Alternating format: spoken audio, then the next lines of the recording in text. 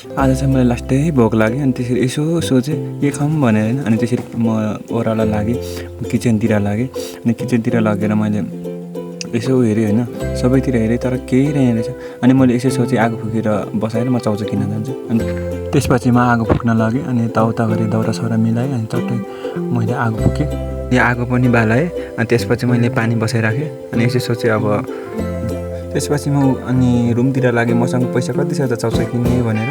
अनि चाउचाउ किन्नको लागि मैले पैसा त अब छैन मसँग। अनि तैपनि मैले यसो हेरेँ मसँग कति छ भनेर, मसँग जम्मा हेरेँ 20 रुपियाँको नोटहरू रहेछ, मसँग जम्मा 50 रुपियाँ रहेछ। यस्तै पनि हुन्छ, अब मलाई भोक लागिरहेछ होइन, खानको लागि त चाहियो भनेर म यसो त्यही पैसा लिएर ओह्रालोतिर लागेँ। अनि ओह्रालो लागेपछि अनि म खुसी हुँदै लागेँ नि त, आज म चाउचाउ खान पाएँ भनेर।